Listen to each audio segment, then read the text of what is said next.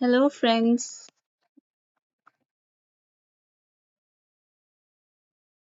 हम लोग एक न्यू सेशन स्टार्ट कर रहे हैं 12th का।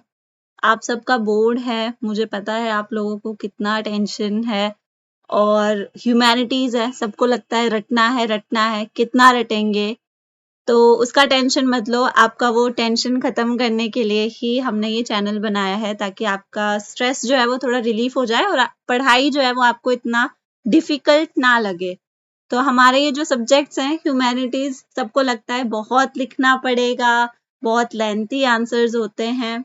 तो पहली बात, बहुत नहीं लिखते हैं, इसमें भी हम लोग को वही चीज लिखना होता है जो इम्पोर्टेंट होता है। और बहुत अच्छे सब्जेक्ट्स हैं, लोगों को बोरिंग लगते हैं पता नहीं क्यों, बट बहुत अच्छे सब्जेक्ट्स हैं। हम लोग साथ में मिलके प्रूव करेंगे ना सबको कि बहुत अच्छे सब्जेक्ट्स हैं, अच्छे मार्क्स लाके। बहुत अच्छी अच्छी स्टोरीज आपको इसमें जानने को मिलेंगी, देखने को मिलेंगी। हिस्ट्री एंड पॉलिटिकल दो बहुत प्यारे सब्जेक्ट्स हैं। हिस्ट्री जो है वो हमें सिखाता है कि हमारा पास्ट जो था वो कैसा था, हम लोग को बताएगा कि हमें कौन सी गलतियां रिपीट नहीं करनी है। हम लोग हिस्ट्री के बेस पे ही तो अपना प्रेजेंट और फ्यूचर बिल्ड करते हैं, ठीक है। और पॉलिटिकल एक ऐसा सब्जेक्ट है जिससे हम लोग हमेशा रिलेट करते हैं। पॉलिटिकल एंड पॉलिटिक्स तो हमारी डे टू डे लाइफ में इंक्लूडेड है ना। तो हम लोग ये सब पढ़ेंगे और आप सिलेबस का टेंशन मत लो, जो भी आपके सिलेबस में होगा हम वही पढ़ेंगे। मैं आपको इम्पोर्टेंट क्वेश्चंस भी पढ़ाऊंगी और नोट्स भी आपको साथ साथ में बनाने हैं, आपके नोट्स भी साथ साथ में बन जाएंगे। और सबसे बड़ा एम है कि सबको प्रूव करना है कि ह्यूमैनिटीज रटने वाला सब्जेक्ट नहीं है भाई, इसको भी समझना पड़ता है, ठीक है। अगर हम लोग ध्यान लगाएंगे तो ये भी समझ में आएगा। और जब चीज समझ में आ रही है तो कौन रटेगा, किसके पास इतना खाली टाइम है कि वो बैठ के 10-10 पेजेस रटे, है ना। तो स्टार्ट करते हैं हमारा हिस्ट्री का। तो हिस्ट्री का आपका जो फर्स्ट चैप्टर है, chapter 1, that is bricks, beads and bones.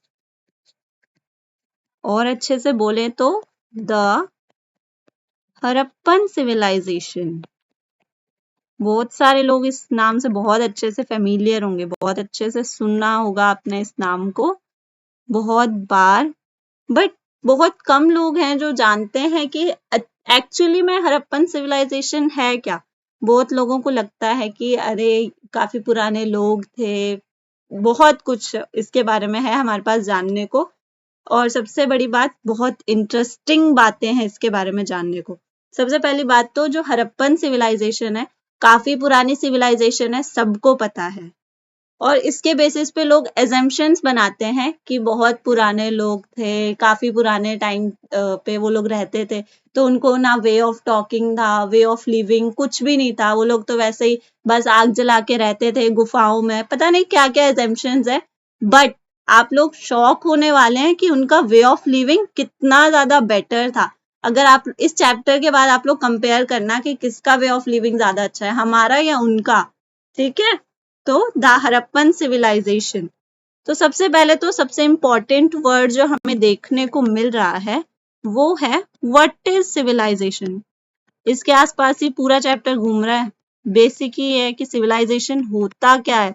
बहुत लोगों को तो यही नहीं पता कि सिविलाइजेशन क्या होता है, और वो लोग हड़प्पन सिविलाइजेशन के बारे में बताते हैं। तो सिविलाइजेशन होता है group of people, it is a group of people whose living style is special, whose living style is special। ये एक वे ऑफ लिविंग है, और हम लोग कह सकते हैं कि इसमें बहुत सारे लोग जो हैं वो एक साथ रहते हैं और एक खास तरीके से रहते हैं, ठीक है। उसको हम लोग सिविलाइजेशन कहते हैं। तो बहुत साल पहले ये चीज स्टार्ट हो गई थी कि हमारे जो पूर्वज हैं, हाँ आप लोगों में से भी किसी के पूर्वज तो होंगे ही वहां पे मौजूद, तो हमारे जो पूर्वज हैं उन्होंने कई साल पहले सिविलाइजेशन में रहने का स्टार्टिंग किया था। मतलब एक अच्छे से बस्तियों में रहने का स्टार्ट किया था, और उन्होंने मतलब अलग अलग चीजें स्टार्ट करी थी। आप लोगों को ये तो पता है कि हड़प्पन सिविलाइजेशन एक बहुत पुराना सिविलाइजेशन है इंडिया के लिए, लेकिन उस टाइम पे कुछ और सिविलाइजेशंस भी थे जो काफी ज्यादा पुराने थे। तो हम लोग थोड़ा उनको भी देख लेते हैं, कौन कौन से और सिविलाइजेशंस थे जो काफी ज्यादा पुराने थे, क्योंकि ये भी उसी टाइम की बात है जब हड़प्पन सिविलाइजेशन थी। उस टाइम पे और सिविलाइजेशंस भी थे, for example Egypt civilisation.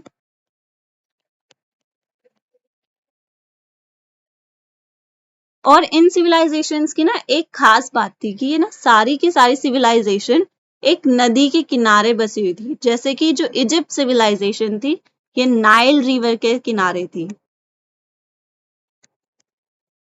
Second है मेसोपोटामियन सिविलाइजेशन।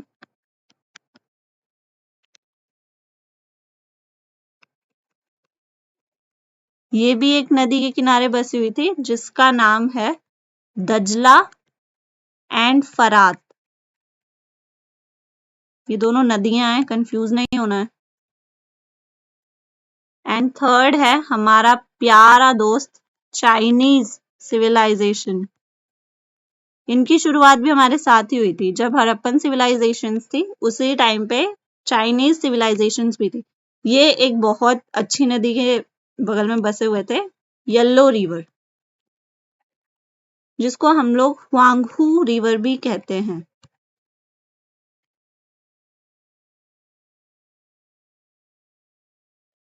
ये कई बार 1 मार्क्स में पूछ लेता है कि कौन कौन सी जो मेजर सिविलाइजेशंस थी उस टाइम पे हड़प्पन सिविलाइजेशन के साथ पे थी। अब हम लोग हड़प्पन सिविलाइजेशन का इंट्रोडक्शन स्टार्ट करने जा रहे हैं। तो जो हड़प्पन सिविलाइजेशन थी उसको डिस्कवर कब किया गया था? हड़प्पन सिविलाइजेशन को डिस्कवर कब किया गया था और किसने किया था? इसका नाम तो इम्पोर्टेंट है। इसको डिस्कवर किया गया था 1921 में। Discovered in 1921। इतनी पुरानी सभ्यता और इतनी लेट खोजी गई, बहुत नाइंसाफी है ना? इसको ढूंढा था बाय दयाराम साहनी।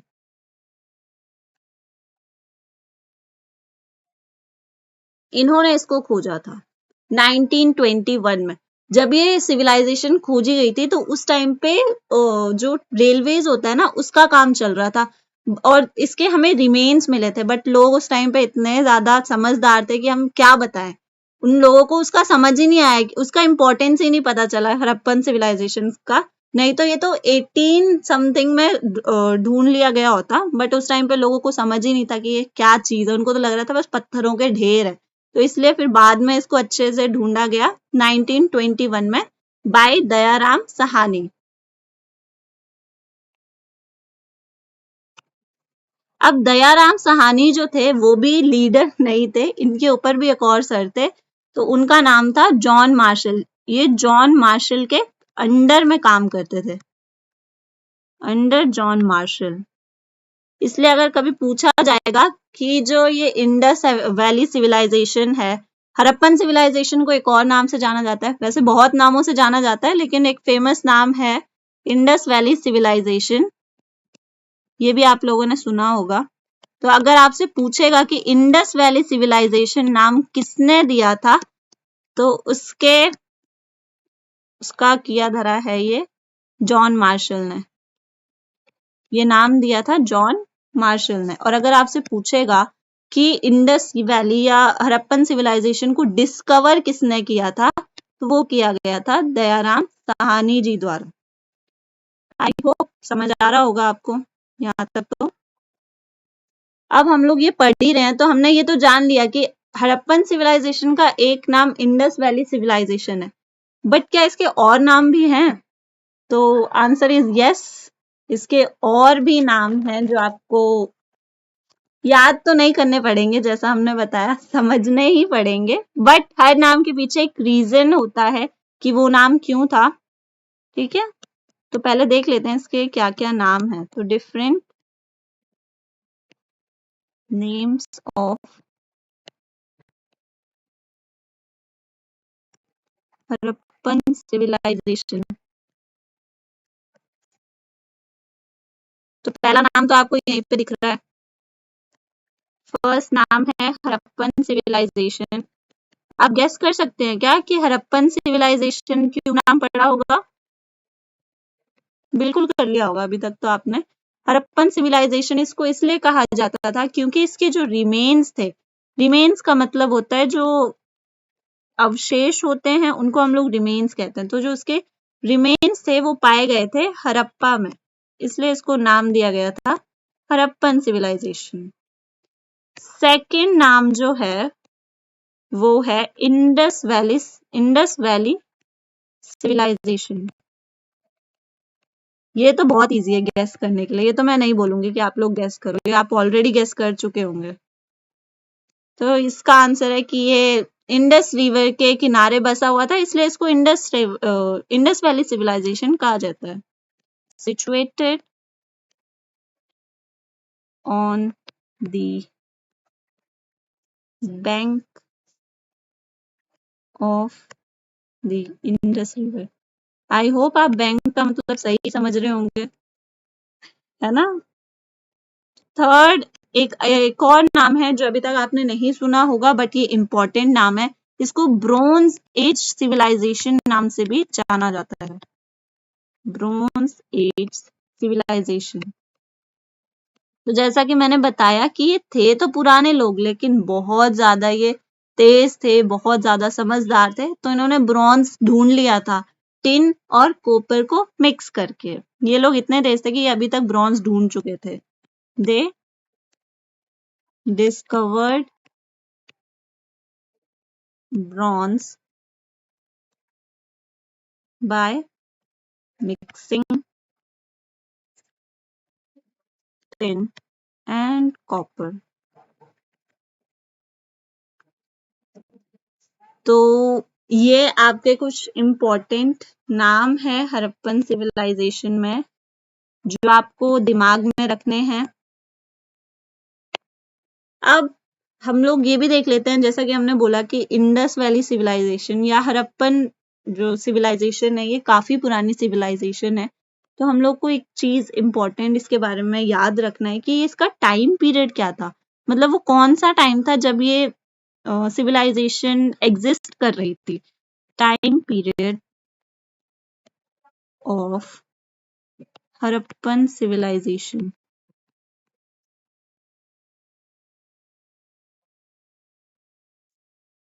तो इसका टाइम पीरियड था 2600 BCE से 1900 BCE। काफी पुराना था यार, बट फिर भी इनको इतना अच्छा वे ऑफ लिविंग था, सो शॉकिंग। और सबसे अच्छी बात ये है कि ये जो हड़प्पन सिविलाइजेशन था ये छोटा सा जगह नहीं था, बहुत बड़ा जगह था और ये बहुत बड़े एरिया में फैला हुआ था। तो ये है इसका एरिया, इतने एरिया में ये फैला हुआ था। 12,99,600 किलोमीटर स्क्वायर में फैला हुआ था। अब आपको बस एक छोटी सी चीज, 4 जगह याद करनी है ताकि आपको दिमाग में रहे कि मतलब ये कौन कौन से एरिया में फैला हुआ था। मैं आपको ऐसे बना के बताती हूँ, डोंट जज हाँ माई drawing, it's a request. But फिर भी सही बन गया, इतना तो बन गया है कि आपको समझ आ जाए। तो आपको पता है यहाँ पे है north, south, east and west. तो इसका अब मैंने ये ऐसे बनाया नॉर्थ साउथ ईस्ट वेस्ट, तो ये मत समझना कि केरला तक फैला हुआ था, इतना भी बड़ा नहीं था यार। तो जो नॉर्थ है, नॉर्थ में इसका बाउंड्री लगता था मांडा से। मांडा एक छोटा सा एरिया है J&K में, जम्मू एंड कश्मीर में, वहां तक इसका लगता था। ईस्ट में ये लगता था आलमगीरपुर से, आलमगीरपुर, जिसको हम लोग मेरठ भी कह सकते हैं यूपी में, यूपी। और साउथ में ये लगता था दायमाबाद से, जो कि है महाराष्ट्र में। और वेस्ट में ये लगता था बालूचिस्तान से, जो कि है, बहुत अच्छा पहचाना आपने, हमारे प्रिय मित्र के पास पाकिस्तान में। तो ये है आपकी बाउंड्री ऑफ